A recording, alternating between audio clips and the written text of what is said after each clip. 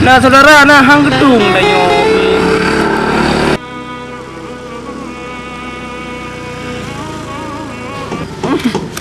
Gimana? Oh, kena aja ini kak, kena aja. Ah. Kak Cut, Kak Cut, hai, mana ni Maya ayan kay ko dayo na yo. Talam. Si mo kay mo. Iro ko yo. Ha? Ana, baca le uble, baca cita dong le. Eh, ko lucu dai dia dayo tu kita. Alah je ngeju kamu itu. Kak Cut. Nah, mana ya? Mana ya kak? Dong yo dong Kak Cut. Ya kenal dia adik. Ah. Jangan tanya nanti bagi lembek orang kubur apa? Hai, kok lucu bit.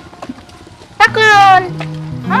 Kan kak, dengar mereka kodok dong ya. Dengan dia bukan belah bak leong anak cik kah? Anak saudara kah?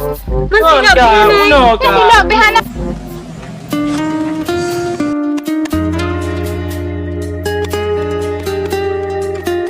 Mana ya teman?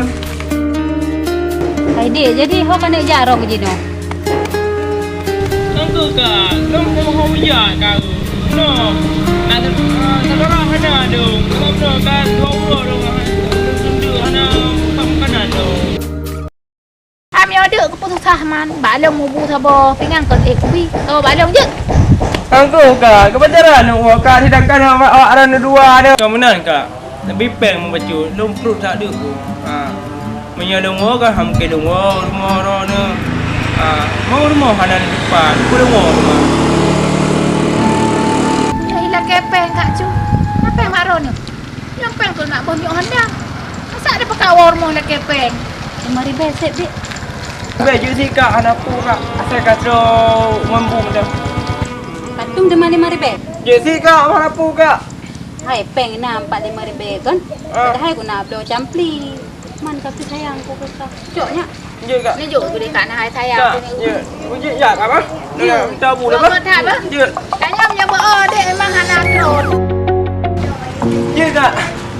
Je. Punya kak apa? Nak beli tabu dah.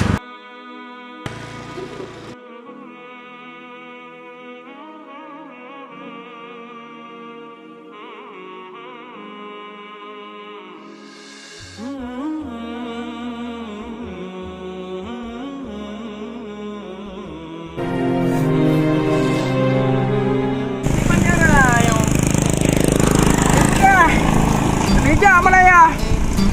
Jatah hai kali bagi apa kali ke Banjaran yo. Urung dang gerobi. Hai bang, main meletung aja nah, bubur, jauh aja dah, ada sana. Mana kena baik jam Malaya. Kau bagi kata apa? Banjaran yo. Oh ni tak kena dia dua. Bubur ina majalah meletung bikin lagi orang apa. Aku itunya ni bukan jam Malaya. Kamu bagi kali pasal lantang di Banjaran yo. Oh, main aja jam Melaya melakon nah ini menumpang ngelung ni lehoi kali pah. Artinya, dari budaya Malaya, kamu bagi kali pasal lantang di Banjaran.